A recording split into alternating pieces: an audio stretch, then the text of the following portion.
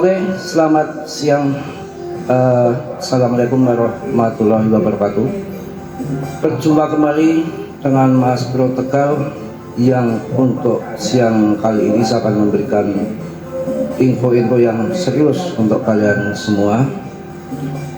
PP sudah mulai menggila, holdernya sudah 541.000 lebih, turun dalam waktu kira-kira 1 minggu ini meningkat hampir 30.000 holder. Ini sangat fantastis. Ini koin yang betul-betul murni komunitas, bukan abal-abal, paman ataupun koin yang ece-ece. Ini kenaikan yang alami, sangat organik sekali. Saya berharap semua yang di YouTube, member-member Mas Bro yang di grup juga, saran saya tahun ini kita harus menangkan cuan di PP. Kita upgrade ke depan dalam bermain kripto, santai, jangan terlalu nafsu, berambisi, serakah berlebihan. Kita mainkan dengan uang-uang hasil cuan di tahun 2026 ini harus cuan. Mengenai geopolitik global di Iran sana, gencatan senjata diperpanjang, artinya kondusif, paling tidak menghormati musim haji lah ya. Karena di Mas Bro sendiri besok sudah mulai pada berangkat haji ya. Kita juga mudah-mudahan cuan semua dari PP. Jangan lupa juga yang muslim untuk motong kambing, paling tidak kalau nggak kuat kepuyo kambing. Sedikit saya untuk motivasi saja untuk para perempuan-perempuan, janda-janda, jangan mudah terperdaya sama rayuan gombal. Mas Bro itu nggak pernah mengucapkan rasa sayang sama mantan istri, itu nggak pernah mengucapkan rasa cinta. Akan tetapi cinta di sini begitu besar dengan perbuatan tentunya yang bertanggung jawab atas semua kebutuhan istri ataupun nafkah secara lahir dan batin. Itu yang lebih penting, bukan hanya ucapan gombal-gombalan. Karena saya miris sekali lihat begitu sayangnya mantan saya sama pilihannya di TikTok dengan gombalan-gombalan yang sama diberikan sama mantan istri saya, dan sekarang diberikan gombalan-gombalan itu sama yang lain. Kata-kata setia itu hanya kata-kata setia, pokoknya rayuan-rayuan yang bikin muntah. Kayak saya pikir itu udah anak-anak, harusnya nggak pakai rayuan yang kayak begitu.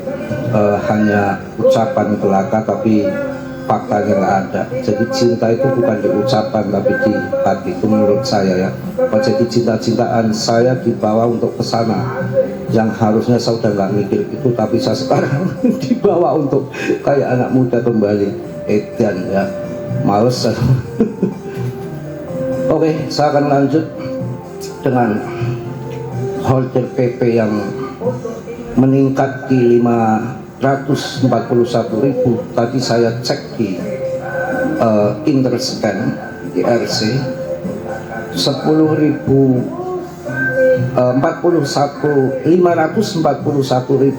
pemegang. Ini 1.000 pemegang tercatat di Interscan itu. Tadi di grup saya ada yang menanyakan bahwa apakah Binance masih utuh pegang. Binance masih utuh, justru malah menambah. Di dompet teratas dia 13%, di bawahnya sekian persen. Memang di Interscan itu mungkin dia masuknya pada waktu itu bertahap, jadi nggak satu wallet, bukan satu dompet, dompetnya banyak tersebar. Beda kalau di Celtic memang sudah terkumpul menjadi satu, Itu kemarin saya lacak terakhir itu di 64% punya Binance. Dan sekarang tadi saya cek lagi datanya lagi berubah, memang ganti-ganti, kadang-kadang volume perdagangan, kadang-kadang pemegang teratas. Tadi pas saya cek di chart itu volume perdagangan memang ada di Binance, ada Bybit, ada pokoknya masih dipegang Asia, masih dipegang Asia, karena Robinhood pun megang masih sangat dikit. Apalagi kalau di Coinbase itu saya lacak dari dompet 1 sampai 100 itu belum ada punya Coinbase. Setelah nanti di ETF kan, artinya yang sekarang hanya dari kalangan Asia nanti akan masuk dari kalangan Barat. Uang yang besar itu kan adanya di sentralnya masih di AS sana. Ya mudah-mudahan nanti di approve ETF-nya, institusi masuk, saya rasa akan pam gila-gilaan. Akan tetapi kita harus nggak boleh serakah, harus kita punya strategi yang canggih ya. Kayak kemarin itu kan waktu harga masih 0,6 kayak saat ini itu, sekarang udah masuk 0,7 hampir ya. Saya itu waktu 0,06 harganya di tahun 2023 itu, saya sudah pasang sell order jual di 01 sekian persen, 0,2 sekian persen bertahap, 0,3 sekian persen, 0,4 sekian persen. Jadi kena saya jualan di 01, 02, 03, 04, dan saya punya order lagi di 05, di 06, 06 sama 05 nya nggak kejemput, nggak terjual karena hanya 0,43 sudah turun. Jadi nanti strategi yang akan datang juga saya akan begitu.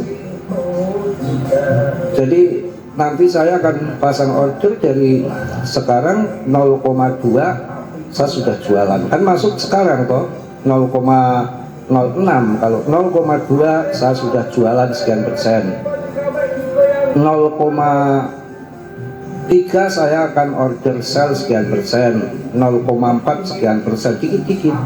Nanti semakin besar ya semakin banyak order sellnya gitu.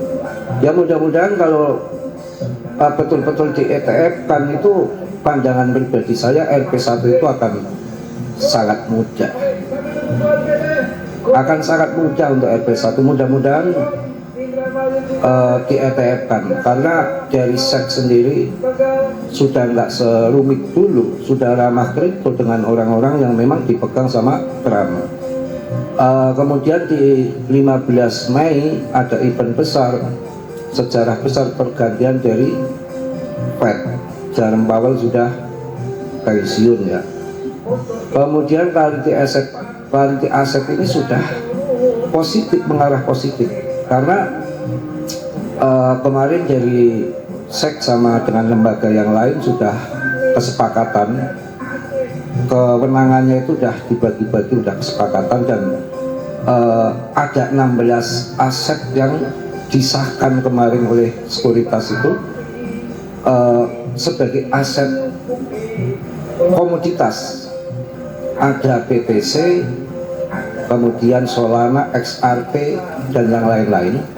Tapi yang disebutkan meme coinnya PP, yang disebutkan meme coinnya PP ini sangat menarik. Jadi sampai ada statement bahwa bursa-bursa nggak usah pakai khawatir dagang PP, jangan takut. Intinya gitu ya, bahasa saya mudah, yang mudah aja. Intinya jangan takut memperdagangkan PP di bursa karena sudah termasuk koin komoditas. Apa artinya di sini yang disebutkan meme coinnya PP? Yaitu tadi pemegang terbesarnya bukan orang ece-ece, orang sepele, GZ ya, GZ Finance, Chan Peng Su ya itu.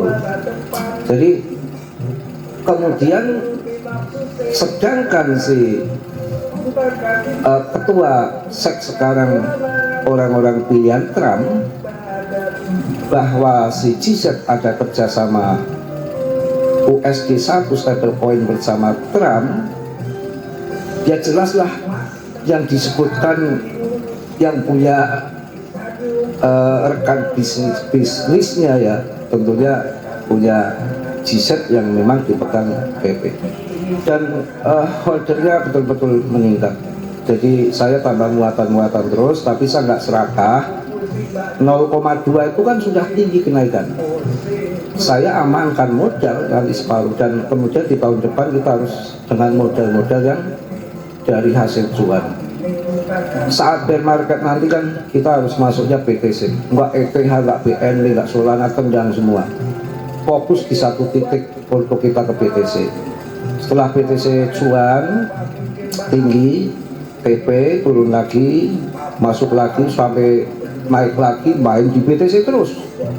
Baru setelah BTCD-nya tinggi, BTCD-nya tinggi artinya udah di puncak BTCD, kita keluar, baru kita persiapan untuk masuk altcoin. Ya nanti saya tuntun bimbing pelan-pelan, terutama yang ada di grup. Semua itu ada waktunya, nggak singkat. Belajar itu ada waktu, harus bisa menikmati bear market, bull market, crypto winter, dan banyak yang harus kita juga mengalami kejadian-kejadian geopolitik global seperti perang dan macam-macam.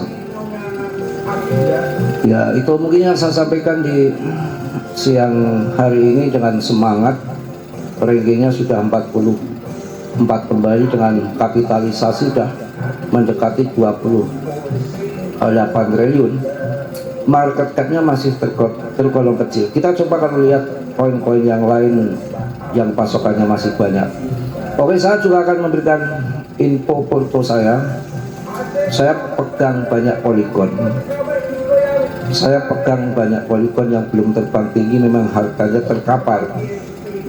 Kemudian ada Cardano, BNB juga tidak perlu kita ragukan, selalu ATH baru, dan tentunya juga koin-koin yang bagus untuk AI-nya mirip protokol.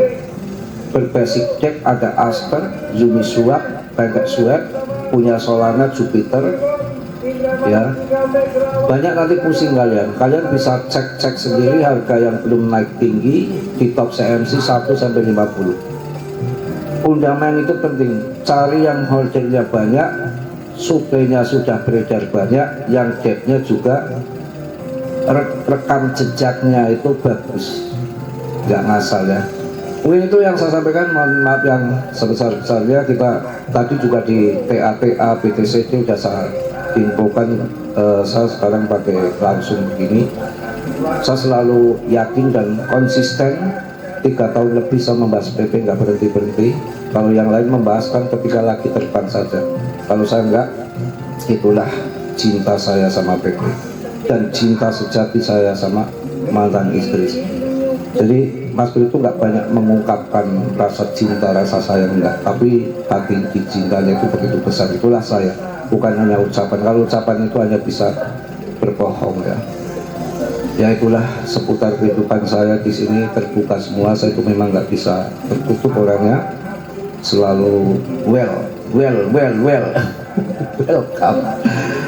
Oke, yang positif kalian ambil, yang buruk kalian tendang. Tentunya dalam dunia kripto berisiko tinggi, cuan bisa anjur-anjuran, kita harus tanggung jawab masing-masing. Mas Bro hanya sebatas memberikan info yang saya tahu. Oke, salam dari tekan Mas Bro. Wassalamualaikum warahmatullahi wabarakatuh.